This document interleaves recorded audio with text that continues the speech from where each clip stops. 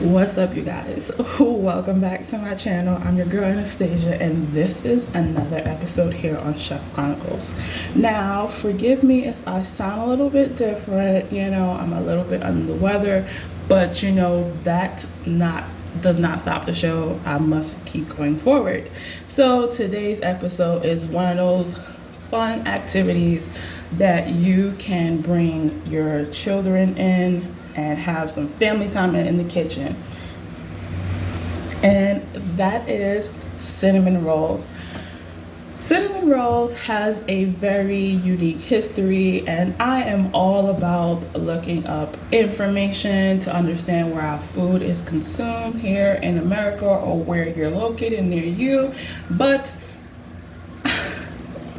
Sweden basically has a national holiday on October 4th where they have National Cinnamon Roll Day, where they create cinnamon rolls, and I bet you it's like super fantastic.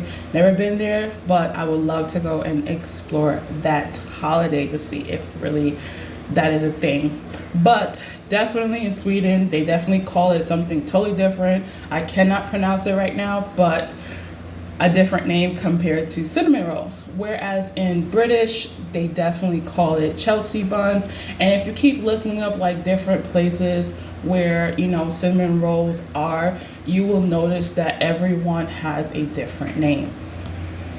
So definitely dive deep, into that. But enough about the little bit of history. Definitely, let's go ahead and get started. So to make our homemade cinnamon rolls is super easy, it's fun, and to actually have that moment in the kids where you're bonding and you're making like some homemade cinnamon rolls, definitely the aromatics that you smell when you are making some cinnamon rolls are to die for. So for our ingredients today, we are definitely going to use some all-purpose flour. So here in this bowl, I definitely have 3 cups and a fourth of a cup of all-purpose flour. In this cup here, I definitely have 5 tablespoons and a half that is softened butter. Definitely take out your ingredients, which I'm going to say, take out your butter and let it soften. I also do have a cup and a tablespoon of some whole milk. I have a total of 6 tablespoons of white sugar inside of another container here. I have a tablespoon of yeast right here, a tablespoon of salt. Now for our eggs, right now what we're doing is basically creating a sweet dough that makes cinnamon rolls what it is. So for our eggs, a large egg definitely is approximately around 50 grams of egg, right? You can't count the shell, but what's inside the egg yolks and the egg white definitely equals 50 grams. So I have 1 whole egg, but additional egg that I took, I mixed it up like I'm making some scrambled eggs, and I did a total of 66 grams of eggs together. And now the reason why I split it like that is because I'm going to use that little bit of eggs that I do have remaining over for another recipe later on. And that is our ingredients for our dough. So as we go forward and we're progressing on, I will definitely give you guys the filling ingredients as long as the icing ingredients as we're making it. So the first thing that we're going to do is take our milk and we're going to put it on the stove and let it heat up. We're not going to let it come to a boil. We're just going to make it get warm enough so it can activate our yeast. A tip when you are warming your milk, you definitely do not want to go over, 70 degrees Fahrenheit if you want to use a thermometer.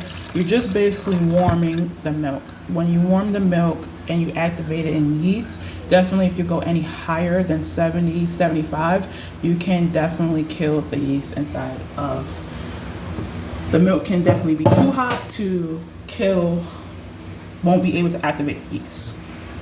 So I have my warm milk, and now I'm definitely going to do the same thing as if I was doing with water and add in my yeast, and I'm going to give it a mix so it can activate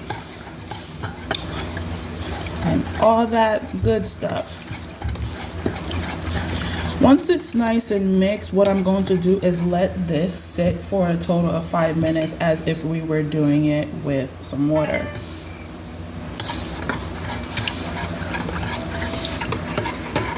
Okay, so definitely once 5 minutes has come and gone, what you're gonna do is add in all your ingredients except for your butter. So we're gonna take our nice, beautiful liquid. We're gonna do the same thing and add in all that beautiful bloom liquid that we have. So we added our bloom gelatin in here. Next, we're gonna go ahead and add in our eggs. We're gonna go ahead and add in our salt.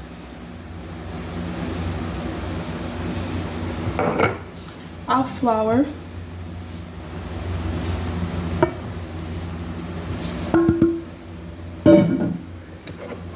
And lastly, our sugar. And what we're gonna do here is we're going to definitely mix it until it is fully combined, which could take anywhere between 2 minutes.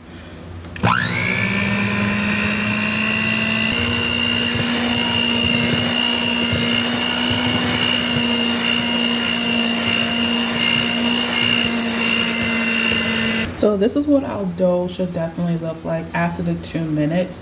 You definitely want to keep it on a low speed because like I said in many videos, when you are mixing flour and you have it like on a medium high speed, depending on like your bowl, sometimes when you have it on super high, it can like splatter all over the place and you don't want that.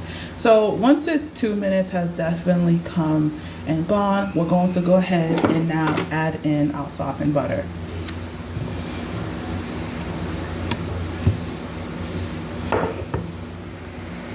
Once your butter is added, you're going to definitely mix it from 2 minutes to now 4 minutes to make the butter combine inside of the dough, and also that 4 minutes will definitely help the gluten to develop.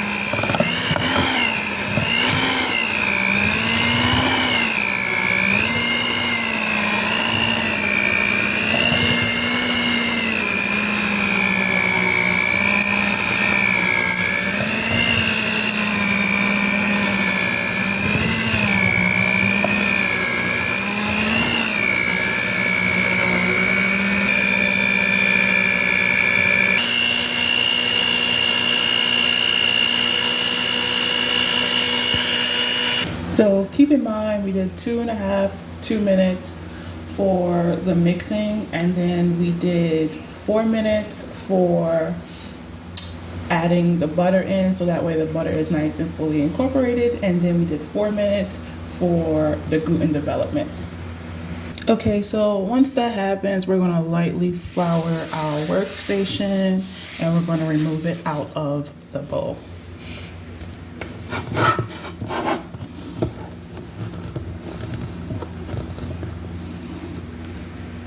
And then we're just going to knead it until it's nice and smooth. Now, some people will not use flour on their workstation, but the way how I grew up, definitely we always flour our hands and flour our nice workstation anytime we are working with any type of dough.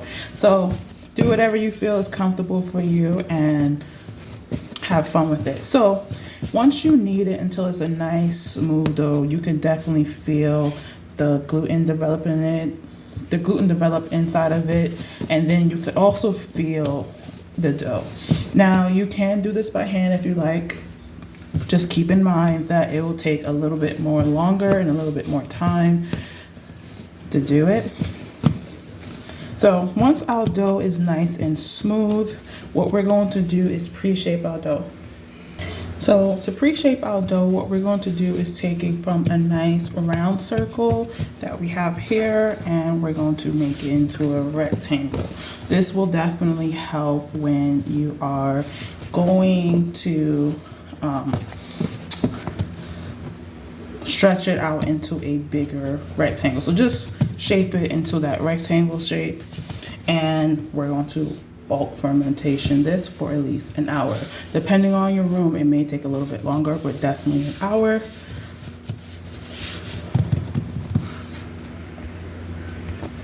You can put it back inside of a bowl, or you can put it on a parchment paper. I'm sorry, not a parchment paper, but a sheet pan as well, if you like. I'm gonna put mine in a sheet pan, but if you feel comfortable putting it back into a lightly oiled boil, go ahead.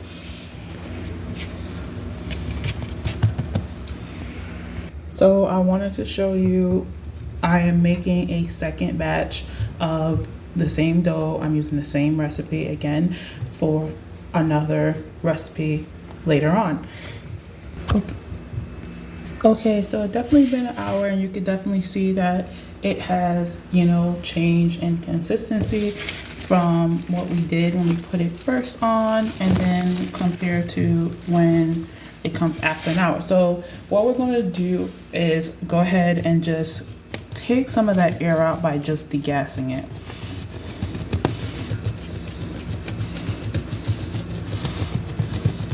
Right, and as you notice, when we degas, it starts to get that more of a rectangle shape. That basically is another form of letting the gluten relax so we can progress on into the next stages of getting it into the dough. So I degassed it, and then what I'm gonna do is now cover it again and put it in the fridge and allow it to cold ferment for at least an hour.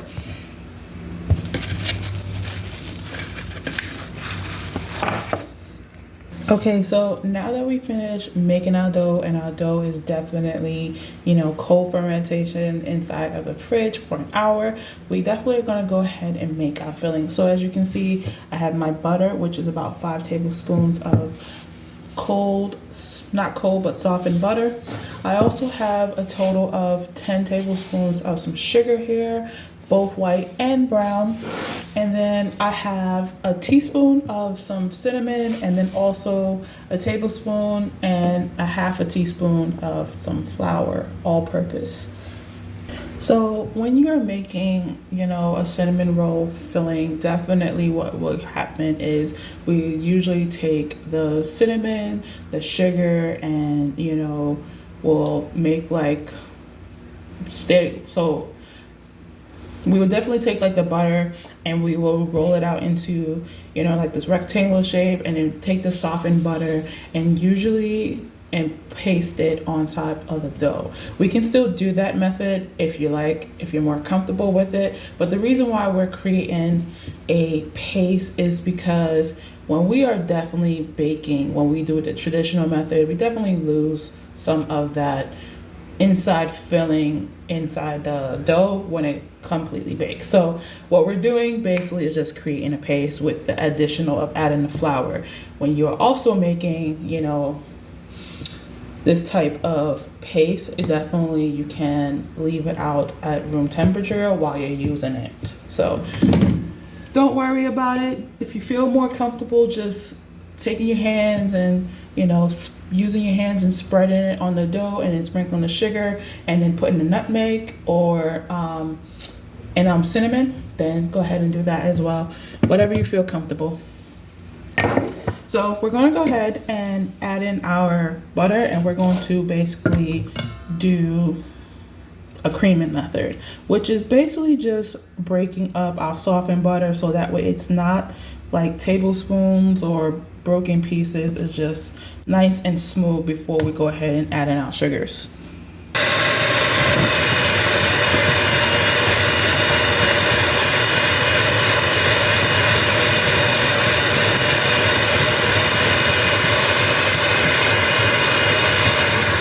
So once that happens, and you definitely get it nice and smooth,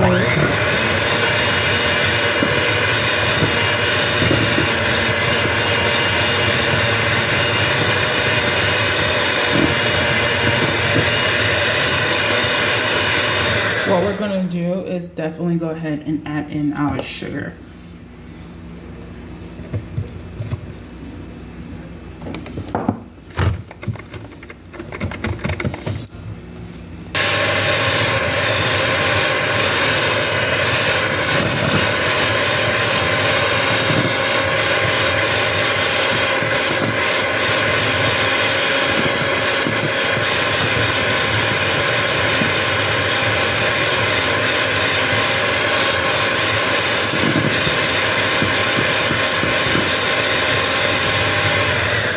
just to make sure that all our butter and sugar has properly been creamed, we're going to go ahead and scrape the sides of the bowl, scrape the bottom of it, and then give it another mix as well. So now that we creamed our butter and sugar together, we're going to go ahead and add in our flour and also our ground cinnamon in here. And we're going to mix this on a low speed because, again, we don't want any flour splattering all the place and we have to have more of a mess to clean.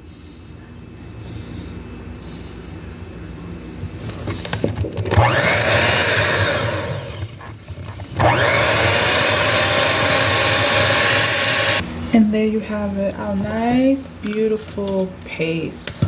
So definitely just let it sit out on room temperature until you are ready to use it. Now let's go ahead and make our icing. Okay, so now for the icing, we're going to do it.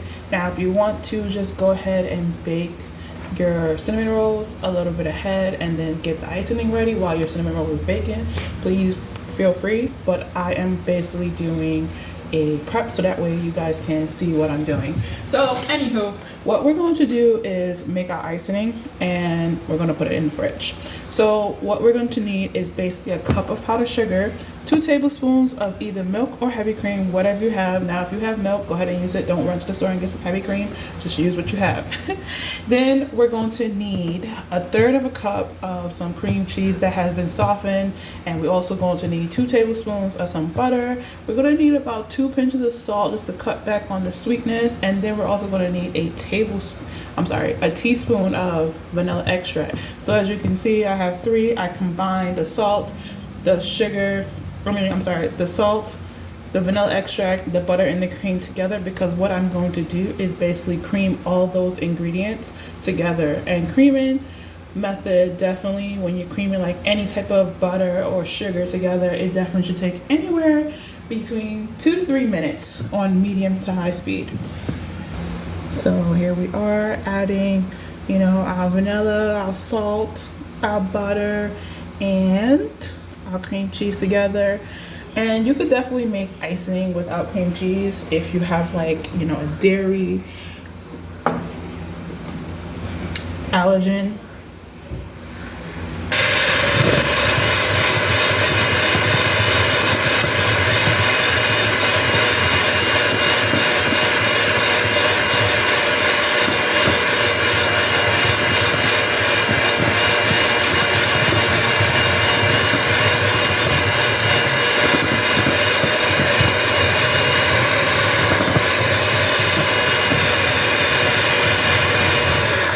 So just as we did our filling, we're going to basically cream all those together and then we're going to add in our powdered sugar. So definitely once you're doing the creaming method and everything that's on the side of the bowl, you definitely want to go ahead and scrape and then make sure it's fully like whipped cream, whipped butter kind of feeling. So this is what it should look like, a nice smooth, like I said, consistency, whether you're doing cream cheese and butter or butter and sugar. So definitely whip up the butter first. But the next step we're going to do is now add in that powdered sugar, like I said, and we're just going to add it in a little bit by little bit so we can help incorporate it, and I don't want more of a mess, so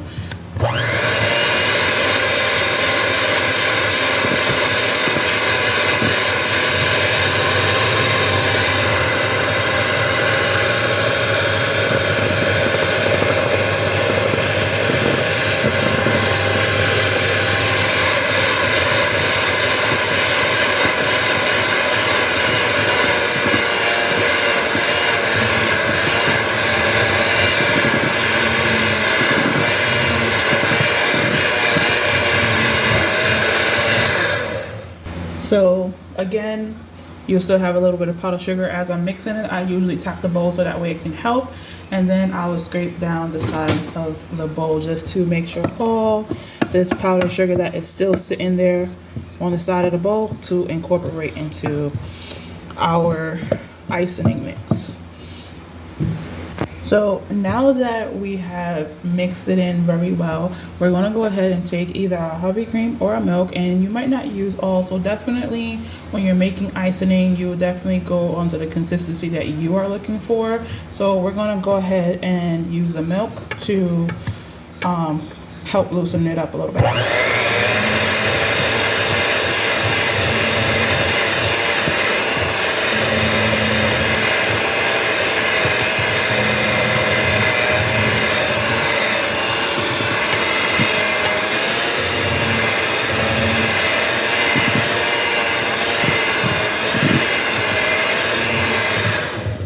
And definitely, like I said, you can take, a smooth and just spread it. And if you like the consistency, you'll just stop what you're doing. And I only use probably like about a tablespoon out of here, but I always usually end up doing a double batch sometimes of icing, and I end up using both of it. So definitely check the consistency. Like I said, up to you. And once you like the consistency, there goes your icing. It is complete.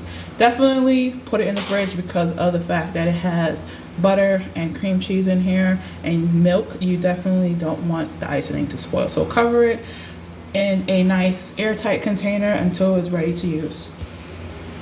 So right when you're about to start working with dough, lightly flour your surface and take out your dough, let it come back up a little bit to room temperature, and remove the plastic wrap and place it onto the station. As you can see, our dough has definitely have a little bit of that rectangular shape. So what we're gonna do is continue reaching that rectangular shape when we're making our cinnamon rolls. So what we're going to do is roll out the dough.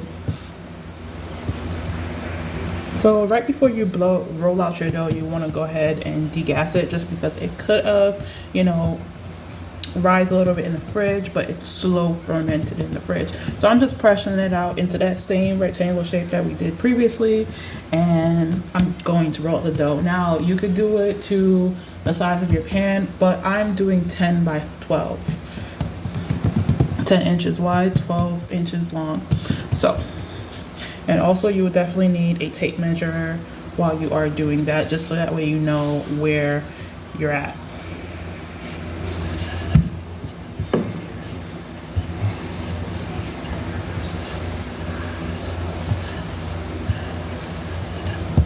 So as you see, I'm rolling it to still maintain that rectangle shape. And the good thing is I was already 10 inches wide, so I just need to go 10 inches, 12 inches long.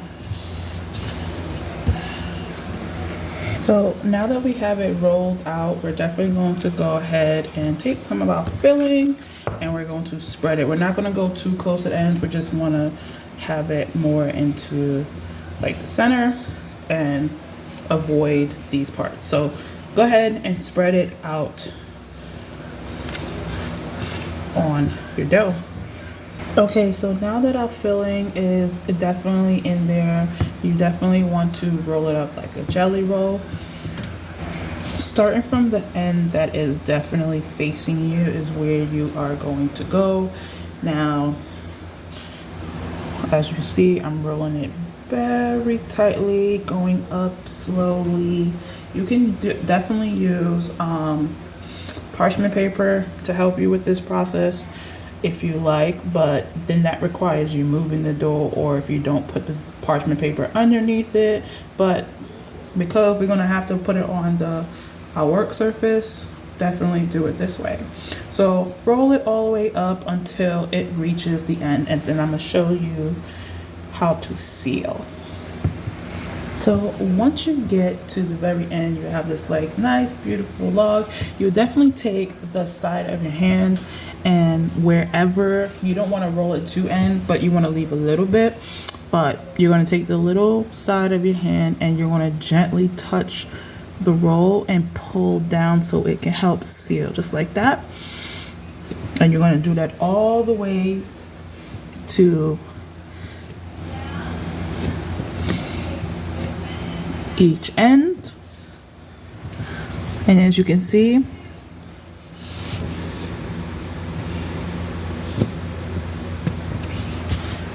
once you seal it like that, you could just gently go like this and roll it to seal it. But me, once I do that, I like to make sure it's accurate, I like to pull it up and pinch it again. just a little bit. This choice is optional, but, and then I will roll it.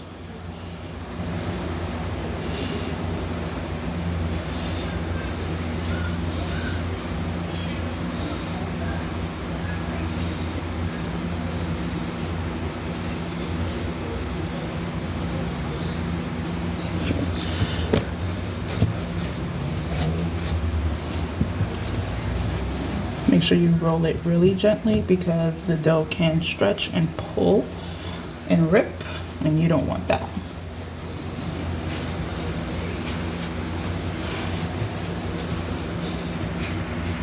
Using a serrated knife, you're going to definitely trim off the ends of the dough so that way it could be more even when you're cutting it into the cinnamon roll shapes. Once you definitely trim off the ends, you definitely won't see any filling. So definitely get it a little bit like close to it, but not too close, because you want to be able to expose the filling on this side.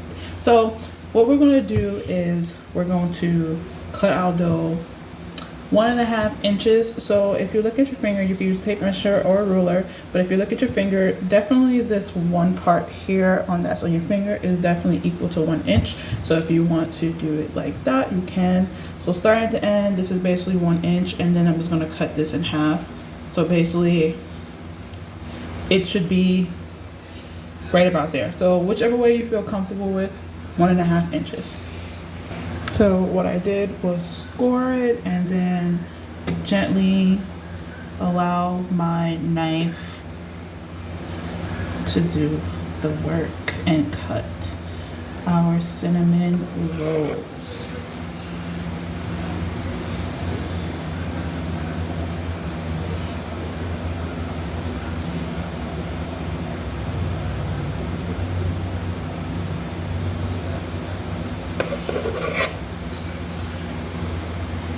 Look at that beauty. So definitely once you cut them, you're going to take it and put it on a parchment paper lined sheet pan, but I just put it like this for right now temporarily, and then you're going to go ahead and let this proof for an hour. Now if you do want to cut it in half and put it in like a round pan, you can. You just gotta have to do it where it can't touch. As you see, I didn't make them touch, but definitely do whatever your preference is. I'm just doing a sheet tray just because I don't want to open up another pan just to have 2 different pans baking. So this is my preference, this is yours. I did get a total of 16 pieces, and you never want to waste scraps, so definitely I'm gonna show you what I did with some of the scraps too. Now when it comes to proofing, you definitely want to do this anywhere until it doubles in size. It can take an hour, it can take 2 hours. It depends on the temperature again in your room, but definitely let it come up in size, double up in size. So as you can see, definitely it's not proof, but definitely this is what you would get inside of the supermarket. They're definitely not proof. So now if you really want to take and buy a store-bought cinnamon roll, this is what it would look like. You would just basically pull it apart and put it there and bake it off. So now that our cinnamon rolls have double in size, we are looking at them and they're nice and proof. They probably proof for like hour and a half. I did have on like the stove, not the stove, the oven for 350 degrees Fahrenheit to preheat it. It changed the temperature in my room a lot, so definitely if that happens, preheat your oven and you should get your beautiful cinnamon rolls looking like this. So go ahead and put it in your preheated oven at 350 degrees Fahrenheit and bake it off for at least 15 to 20 minutes. You want it to look golden brown color when it comes out the oven. Okay, so this is what your cinnamon roll should look like. Definitely 15 to 20 minutes, but everybody's oven is totally different, so I had to go a little bit more than 20 minutes just to get the top of the brown on top of the golden brown color on top. So technically 30 minutes total for my oven, but definitely when you do it, keep an eye out on it when you're doing it.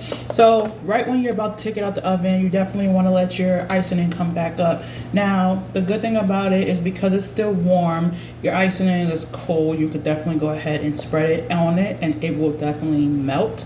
But I would take it out like a minute or two just to give it that out of the room temperature feel. And each cinnamon roll, I definitely put like a little dollop on it, and then I will spread them.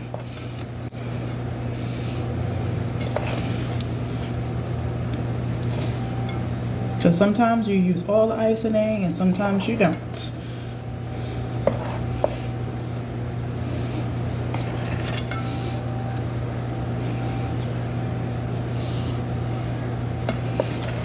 So probably about a teaspoon for every cinnamon roll that you have here.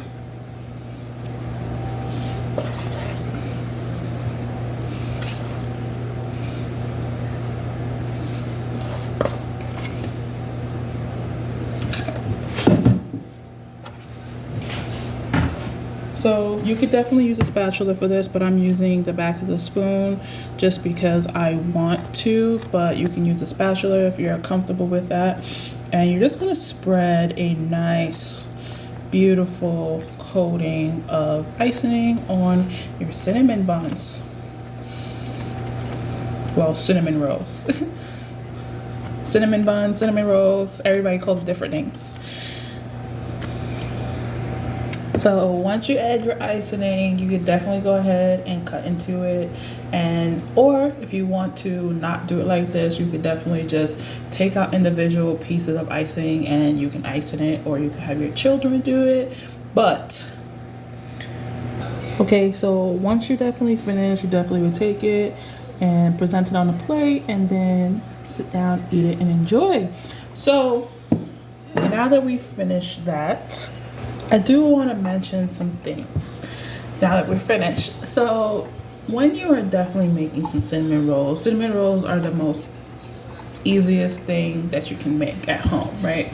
Now, the reason why I say that is because you can definitely do each of these ingredients, the filling, the icing, and the dough, and you can prepare yourself the night before and you can pre-shape it in the morning, so that way all you gotta do is allow it to rise like how you normally would and then bake it in the oven, right? The filling can stay out at room temperature if you're going to use it the same day. Now, another bonus thing about this is if you decide to make the filling and you just want to make it ahead so that way you don't have to make the filling, you can definitely go ahead and do that and store it in the fridge for at least 3 months, right? Now for the icing, you could definitely do the same thing, but the only thing that you can't do is leave it room temperature just because, you know, it has so many dairy items inside there. So definitely pull it out, but you can leave it in the fridge for 2 weeks minimum and use it as you go. Other than those few facts that I just said, you can use parchment paper while you're baking it, and you definitely want to let it cool completely before you ice it. You know, those are the small little things that you want to keep in mind as we keep going forward in different episodes. But other than those things, you know, definitely have some fun with you and your kids or yourself, practice baking, or you know, you want to advance your skills as a chef going forward. Definitely practice and have some fun with it. So I hope you guys like this episode. Please don't forget to like, share, and subscribe for more content. Peace.